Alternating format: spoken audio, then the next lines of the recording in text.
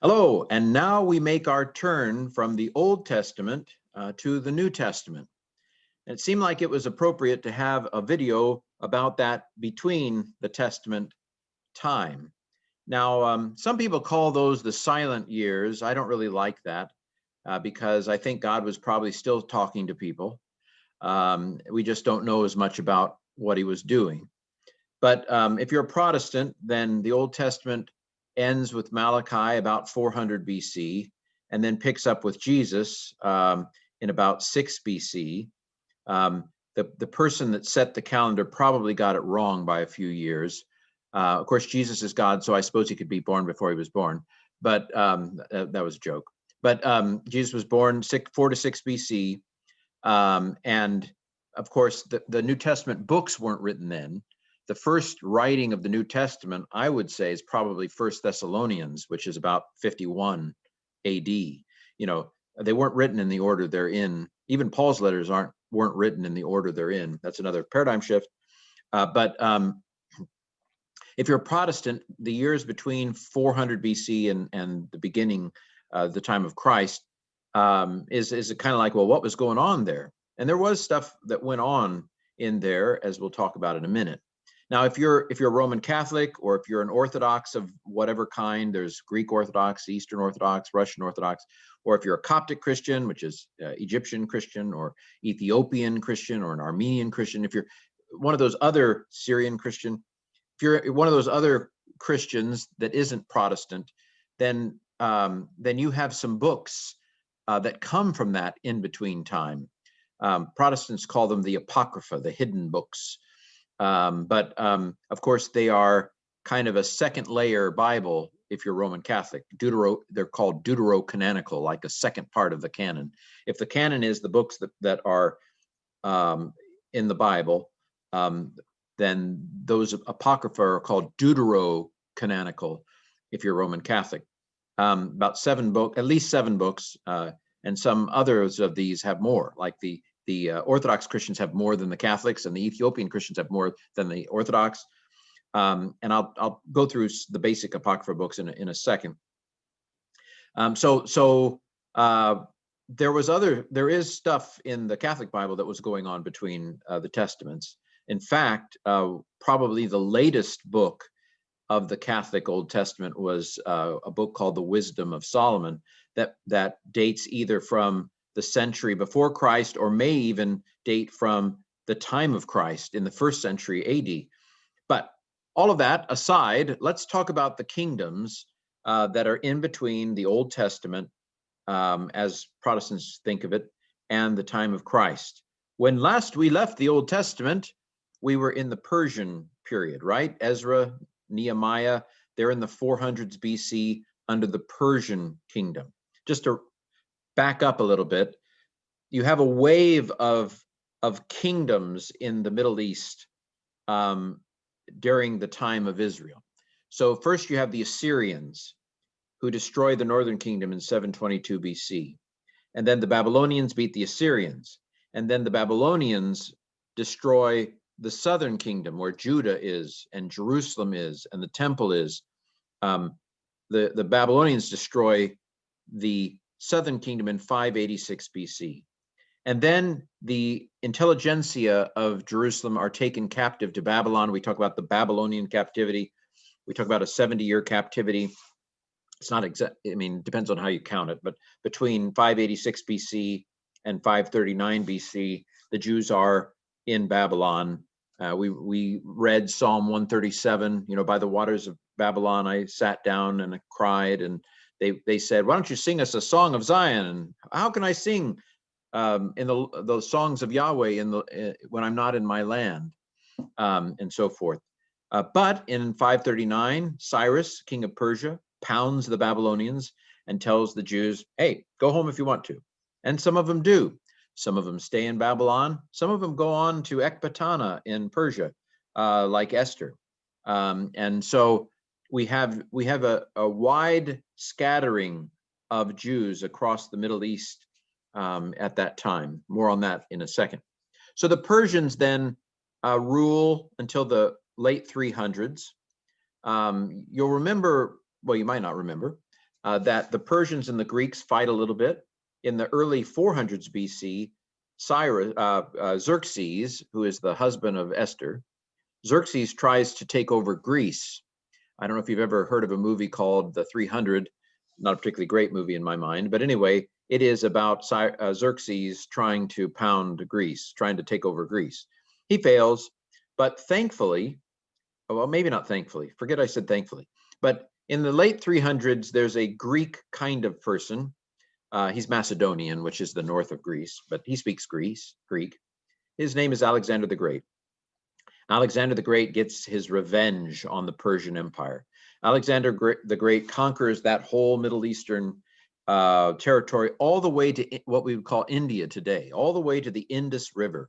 Alexander the Great. By the time he was 33, he'd conquered that whole part of the world. When I turned 33, I thought, man, Alexander the Great had conquered the world by my age. What have I done? But anyway, then he died. He died at the age of 33, but he basically makes the world Greek.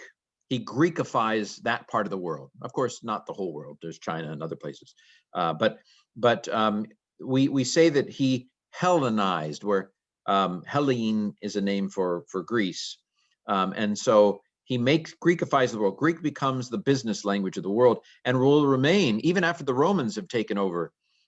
Greek remains the business language. You know, I think probably even today, English is the best language to know to do business across the world. Greek was the language to do business in and to be best understood at that time. And so that whole part of the world becomes Greekified or Hellenized. In the late 300s, we talk about the Hellenistic age, the Greek age. Now, even though Alexander the Great dies young, his conquerings are divided up among his generals. And the two most important of his generals for us to know are Ptolemy and Seleucid. Ptolemy will take over Egypt after Alexander the Great dies. And from that point on, believe it or not, Egypt is run by Greeks. The elite of Egypt over the next few years, even at the time of Christ, the elite of Egypt are Greeks. And the Egyptians themselves are kind of second-class citizens in Egypt, which is, you know, the way it often goes. But the Ptolemies will hold sway over Jerusalem and Judea for the next 100 years or so, a little bit more than the next 100 years. And from what we can tell, the Jews felt good about that. In fact, in about the year 250, the Bible, which is only the Old Testament at that time, scriptures are translated into Greek, probably in Egypt. It doesn't happen in a year, it happens over time. But it is, I think, Egyptian Judaism where that takes place. There's a book called the Letter of Erystius, which I don't have a PowerPoint slide on it, but it gives the legend of how the Bible is translated into Greek. Probably not a true legend. I mean, there's probably some kernel of truth. I think this is the way it is with legends and traditions. Usually there's a kernel of truth, but things kind of get blown out of proportion and exaggerated over time. That's my philosophy of legends and traditions. But anyway, so the Ptolemies are the Greeks the Egyptian Greeks who hold sway over Jerusalem for a little over 100 years. The other general, Seleucus, he basically takes over what we call Syria. Now, if you think of, this is meant to be an armpit of the Mediterranean Sea, with this top part being the bottom of Turkey, and this being Palestine, where Israel is. Up here in the armpit is Syria. It's still there today, right? There's been a lot of civil war and stuff in Syria over the last 10 years or so. So the Seleucids take over Syria, and they would love to have control over Jerusalem, but it's only about 200 BC that the Seleucids, their descendants, take over Palestine. And they will be in control for 150 years-ish, but there's an important development not long into their time. In the year 167 BC, an important development happens that I'll talk about on the next slide. So hold that thought. Like I said, there's this conflict. We call it the Maccabean Conflict. More on that in a second. But after the Maccabean Conflict, Israel becomes more independent than they've been since the Babylonians. since 586. They become the most independent. They're still not independent. They're still paying tribute to the Seleucids, but they're given quite a bit of autonomy, of self-government after the Maccabean Crisis. So from about 164 BC, for about 100 years, until the coming of the Romans, the descendants of the Maccabees are pretty much in charge. We call them the Hasmonean family. And so all of that happens during the Hellenistic period. What happens in 63 BC? Well, there's two brothers that squabble with each other. This happens several times in history. So beware. Don't get into a fight with your brother about who should be the ruler, because it's just an opportunity for some foreign power to come in and take over. So there are these two brothers. They're descendants of the Maccabees. One of them is the older, and he's in charge. The younger wants to be in charge. So the younger one goes to the Romans and says, hey, if you'll help me overthrow my brother, I'll let you guys, I'll pay you money. I'll give you tribute, that sort of thing. And once the Romans come, it's all over. And so from 63 BC on, the Romans are pretty much in charge. In 63 BC, the Roman general Pompey actually goes into the Holy of Holies. He's a little puzzled because I mentioned this before, I think, in the series of videos. He's expecting there to be some sort of statue of Yahweh in the Holy of Holies, and there's nothing there because the Ark of the Covenant is gone by this time, I believe. And so he's a little bit of puzzled, but anyway, so he kind of defiles the temple. But Roman rule then will continue throughout the time of the New Testament and beyond, hundreds of years beyond. Okay, so let's look in a little more detail at this Hellenistic age, this Greek age. So I mentioned some of it, I've already mentioned. Alexander the Great conquers the world. The Ptolemies are in Egypt. The Bible's translated into Greek. Seleucids are in Syria. Okay, I want to talk about the Maccabean Crisis. So the Seleucids kind of take over the region in 200 BC. And there are some forces in Jerusalem who are kind of like, we need to modernize. We need to get contemporary here. We need to do away with all this old fuddy-duddy tradition stuff, like circumcision. That's just weird. And so the leaders of Jerusalem, they kind of, for lack of a better word, they're trying to liberalize Jerusalem. And so they put in a hippodrome with horse races. They do athletic contests in the nude, like the Greeks do. Some of them don't like being circumcised. They're embarrassed of it. I'm not quite sure how it works, but they somehow add stuff so that they're not circumcised anymore. Very strange. But they want to make everybody do this. And apparently what they do is they convince the Syrian leader, a guy by the name of Antiochus Epiphanes IV. They convince him that he should really crack down on these kind of old fuddy-duddy traditional Jews. And so he does. He forbids circumcision. Any mother who circumcises her boy will be hung to death around her neck. They defile the temple in 167 BC with a pig. And so they basically try to force the old guard, the old traditions in Judea to go away. And this is a huge mistake. They go to this hill village called Modin, and they try to get an old guy by the name of Mattathias to sacrifice to Zeus, and he won't do it. And so they get another old guy from the town to do it. And Mattathias, he goes crazy. He goes postal. He just kills the guy. He kills the old guy offering the sacrifice to Zeus. He kills the representative of Syria. And then he and his whole family, the Hasmonean family, they go and start a kind of hill country guerrilla warfare against the Syrians.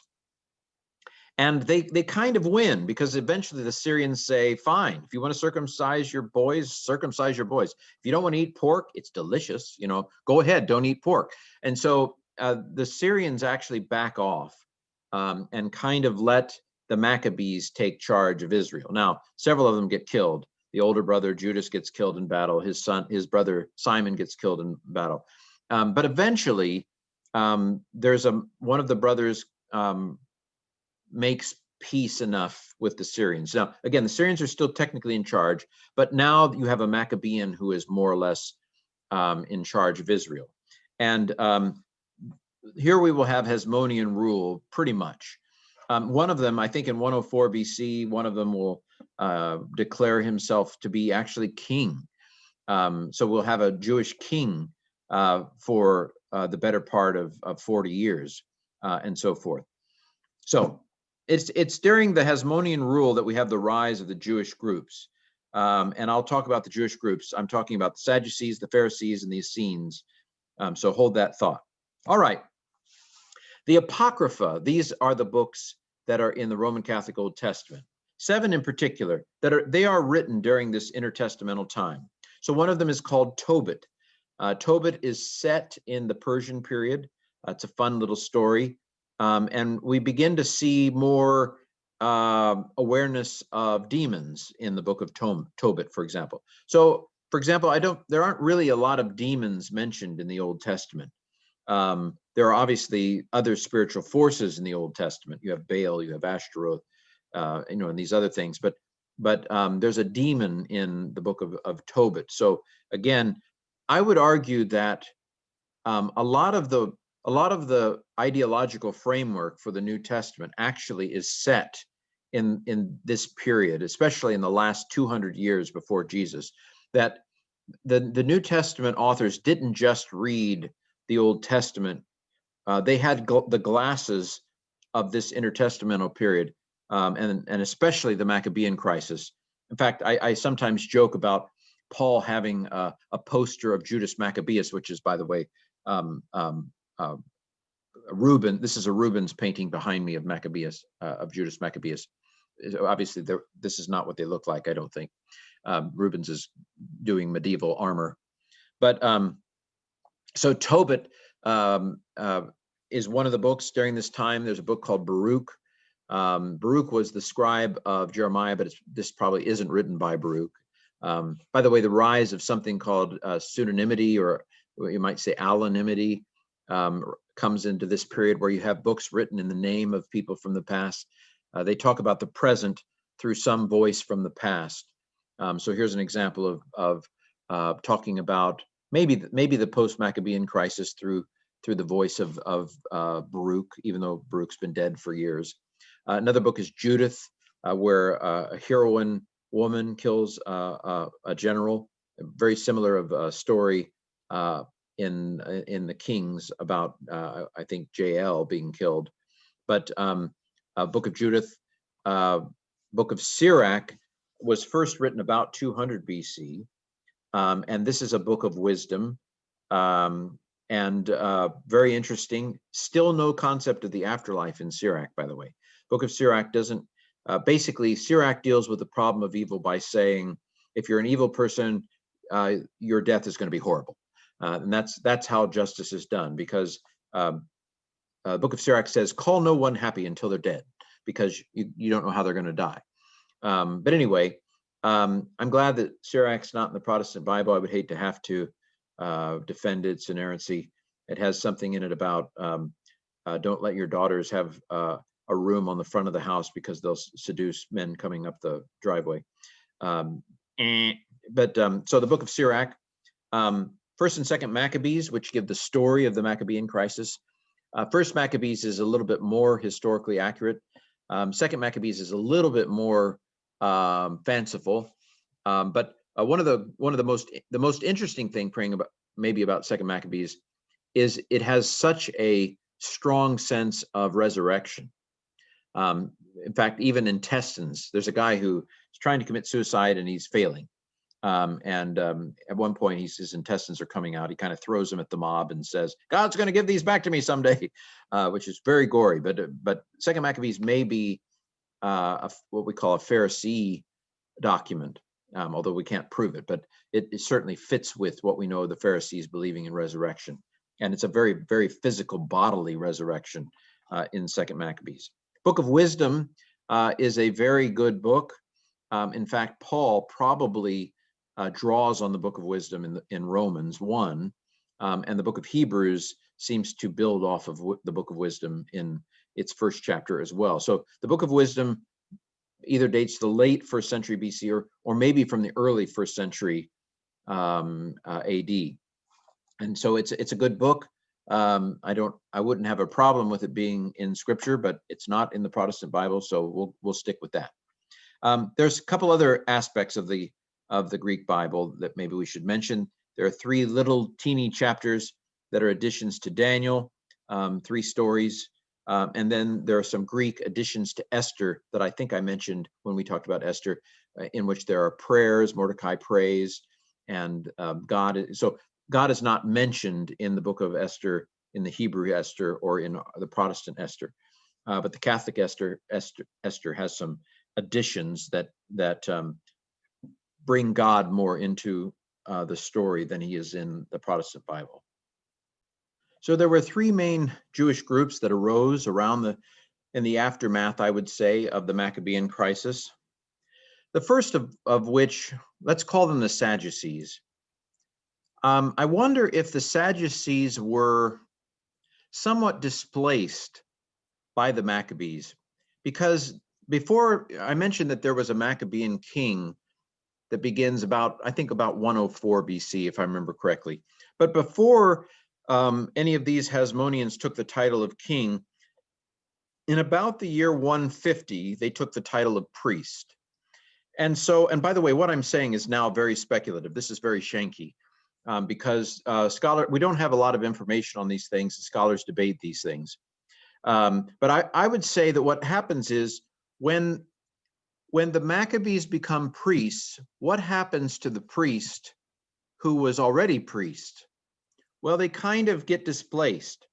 And so my sense is that the Sadducees arise as the people who used to be priests, but now they're still priests, but they're not the head honcho priests. And at the time of Christ, the Sadducees were this kind of upper class priestly group, who I think probably were in continuity with the priests before. And so they tended, the word liberal isn't quite right, but they tended to be the old rich. They became kind of sympathizers with the Romans. Whether they liked the Romans or not, the Romans kept them in power, so they sucked up to them. They flattered them. Oh, you're wonderful, that kind of a person. And at the time of Christ, the Sadducees had kind of reinserted themselves into the priesthood. And so the Sadducees didn't believe in any afterlife, as we'll see when we get to Mark 12, which, as you may see, actually is in continuity with some of these old, like the book of Sirach and so forth. Book of Sirach, I think, was written by a priestly person. So in a sense, they represent way back the old money, so to speak. But the Sadducees are probably our oldest in terms of continuity of group at the time of Christ, the Sadducees. They don't believe in any afterlife. They're very sad, you see. Another group that you may have heard of are the Pharisees. The Pharisees were very interested in keeping the Jewish law, and they were inspired, you might argue, by Judas Maccabee. In fact, when Paul talks about having, some Jews having a zeal for the law, I think, he's going back to the Maccabean revolt and because the Maccabeans were basically, we're going to fight to the death before we're going to let the law fall away. There was a group around the time of the Maccabean crisis called the Hasidim. These were again people who kept the law very, very carefully. And the Pharisees probably in some respects are in continuity with that group. But again, they tended to be maybe not quite as upper class as the Sadducees, but they're still upper middle class. They're up there on the social totem pole, and they tended to eat together so that they could be pure. We only eat with pure people, and we find some of those dynamics when we get to Jesus. They disagreed with the Sadducees over points of law. By the way, the Sadducees believed in the law. They just had different interpretations than the Pharisees did.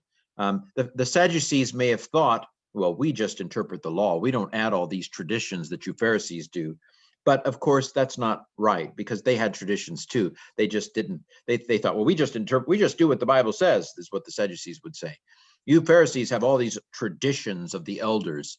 But the Pharisees, the Sadducees had traditions too. They just didn't call them traditions. The Pharisees had this thing called the tradition of the elders. You find it in Mark 7, where they only wash their hands a certain way so that they can stay ceremonially clean and things like that. We'll talk more about the Sadducees and the Pharisees when we get to the Gospels. A group that isn't explicitly mentioned in the New Testament are the Essenes. This is a group that probably collected the Dead Sea Scrolls, which you may have heard of. Even though the Essenes aren't explicitly mentioned in the New Testament, there are some things about the New Testament that sure sound a lot like there's an intersection between New Testament people and the Essenes. John the Baptist gives off an Essene vibe, in my opinion. And then the book of Jude quotes a book called Enoch, First Enoch, which was probably an Essene scripture.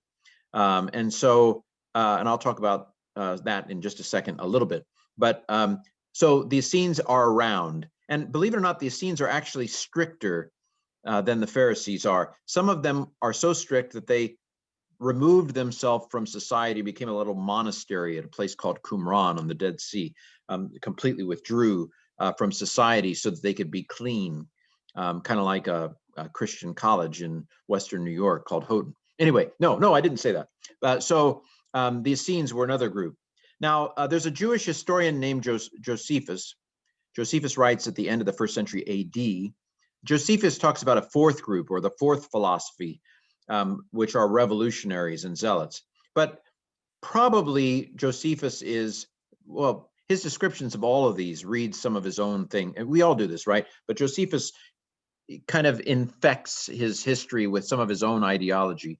And probably revolutionaries aren't an organized group. Revolutionaries kind of are lawless people who rise up. They have maybe a charismatic leader, and they go fight the Romans, and then they lose and they get crucified. So like there was a guy named Judith the Galilean who fought against the Romans, and he died. There's a guy named Theudas, rises against the Romans, and he dies. And then there's an Egyptian. We don't even know his name. Now, he got away. That's why we don't know his name. But so zealots, the zealots as a group probably didn't have a name until what we call the Jewish War in the 60s AD. More on that in a bit, not in this video, but before we're done. But the zealots, so there probably isn't an organized group called, well, I'm a card-carrying revolutionary. You know what I mean? They kind of spring up and die, and spring up and die, and so forth. It's the nature of revolutionaries to spring up and die. But there were always people around from time to time wanting to overthrow the Romans. More on that as we go through these other videos. I did want to mention some scriptures that were found among the Dead Sea Scrolls that probably, so the Essenes probably had more scriptures. The Bible that we use as Protestants is probably the Pharisee canon of the Old Testament.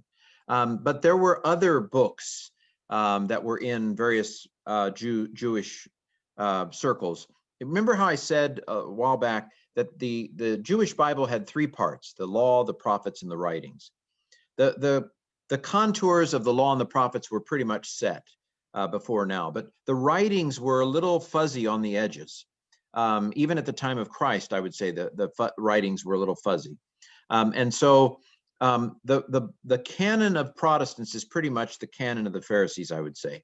The canon of Roman Catholics is maybe the canon that Greek-speaking Jews used, more or less. So there were more books. A lot of the Apocrypha end up in Greek.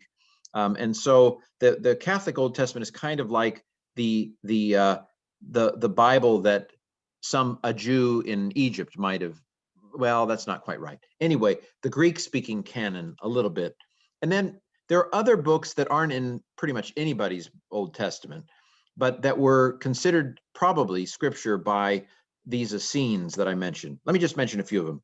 There's a book called First Enoch. First Enoch is actually 5 different books that have been put together, kind of like the law. the Torah, except the Book of Enoch has 5 different books in it, each of which has their own history. But like I mentioned, the Book of Jude quotes First Enoch. The beginnings of First Enoch probably are around the year 200 BC, so it's very old and very interesting. A lot of angels, a lot of demons, interesting stuff on the afterlife, but don't get me started. Then around the year 150 BC, we have a book of Jubilees that tells the story of Genesis in more detail, which is very interesting. This is in the Dead Sea Scrolls. Again, in nobody's Bible today has these in them. You may have heard of the Dead Sea Scrolls. There's a lot of interesting fragments and books in the Dead Sea Scrolls of this group that believed that the temple was defiled, and so they kind of ran their little community like it was a temple community. Lots of interesting possible parallels with the New Testament in the Dead Sea Scrolls. This group, now there were probably splits within the Essene community and subgroups and groups. It's all very fun and speculative, but we have some other documents. So for example, there's several documents called the Testaments of the Patriarchs, like the Testament of Levi and the Testament of Judah and things like this that are we've found them in various places in the ancient world. And there may have been other break-off groups, other apocalyptic groups. So we have apocalypses that are around, the apocalypse of Adam, the apocalypse of Abraham. I might have some reason to mention some of these other Jewish writings from this period, like when we get to the book of Revelation, I might mention some of those other ones. But I just wanted you to know that there's a lot of stuff that's out there, and you can find almost all these things for free online if you search them up. So I want to recap on this final slide all of the Jewish groups at this time, or a broader number of those groups. I've mentioned the Sadducees, the Pharisees, and the Essenes, but in addition to them, I want to mention some other Jewish groups as I finish up this video. So we should probably keep in mind that most Jews weren't part of any group. They're just farming to the oldies and their combine harvesters, right? And so they're called the Am Haaretz, the people of the land. They're just going about life, and this is like people today, right? Presidential elections, stuff swirls around, people fight, people do this, protests. Most people are just going to work, doing their job. That's the way it was at this time. Most Jews at the time of Christ were Aramaic-speaking Jews, that is in Palestine, and most Jews in Israel. And they're farming. They're just doing day in and out. They're living. They're doing the living of life. So most Jews aren't a part of the Pharisees or the Sadducees or the Essenes. They're just Jews. There was a group called Samaritans. I've mentioned them. They live in the region in between Galilee, where Jesus grows up, and Judea, where Jesus is crucified and rises from the dead. And in the middle is Samaria. And we'll read in John 4 of Jesus talking to a woman in Samaria at the well. Samaritans were the descendants of the northern kingdom, but it had gotten kind of mixed up in that time. There'd been a lot of intermarriage. They weren't very pure in their keeping of the law. They had their own Pentateuch. I've mentioned Samaritan Pentateuch. They still do sacrifices even today. I think I mentioned in a video, Samaritans are the only Jewish group that has continuously existed in the Holy Land since ancient times, and that still does sacrifice. So we'll talk more about the Samaritans before we're done. Then, of course, scattered throughout the world since the time of the Babylonian Captivity in 586 BC, you have Jews scattered everywhere, and they speak Greek primarily. So there were far more Jews who spoke Greek at the time of Christ than there were Jews who spoke Aramaic. I mean, those who spoke Aramaic were pretty much limited to Judea and Samaria and Galilee at the time of Christ. But there are far more Jews. You had Jews in, like I said, in Persia. You have Jews in Babylon. You have Jews in Egypt. You have Jews in Rome. You have Jews everywhere, and more of them speak Greek. In fact, there were more Jews in just the Egyptian city of Alexandria than there are Jews living in Jerusalem at the time of Christ. Alexandria is obviously a much bigger city. And so we call these scattered Jews diaspora Jews. They're the Jews scattered around the world. Okay, this has been a video trying to give you a taste of what's going on in the time between the Old Testament, Protestant Old Testament, and the New Testament, which we are now going to begin to go through for the rest of this series of videos.